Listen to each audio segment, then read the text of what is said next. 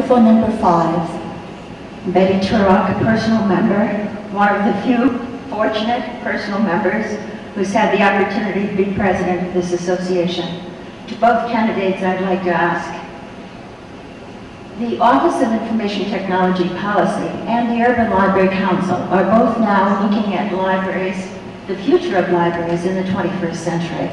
And what I'd like to ask is, if you were a part of that group, what would be on your list of crucial issues that are facing the library in this century? That's a big question, Betty. I think libraries have to fundamentally change. I do believe the libraries build community. That was one of our president's themes a few years ago. And for public libraries, I think you need to be the gathering place. You need to be that third place that people, what is proverbially identified as the third place in the community that people come to. You need to broaden your horizons. My public library, for instance, is becoming the literacy place in our community. It is becoming the tech place. It is the education place.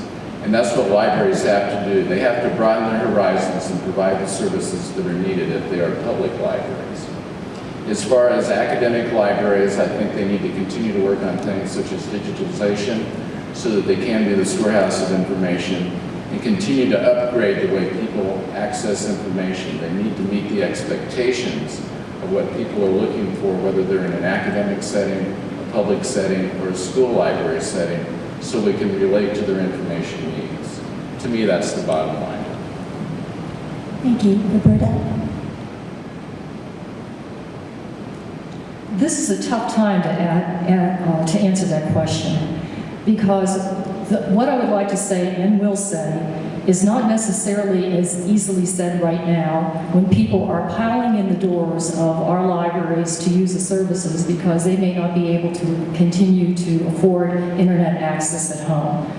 Right now, we're getting creamed, and that is in the best sense of the word, because people are using our services and the whole argument about, will people use the library when they have internet access becomes almost a moot point now, doesn't it? Because they are coming in because they can get internet access in the library and they may not be able to get it at home.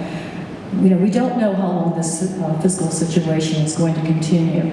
But let's assume that things do get right in the next few years, and so we have an opportunity to begin to think in a more futuristic way. Or let's assume that we want to be able to deliver our services better than we have. Well, what we need to be thinking about and getting support for clearly is the most up-to-date technology. We want to have broadband access accessible. We want to have lots of PCs in the libraries. We want to have staff that are really comfortable and equipped to be able to help people in accessing these services most effectively.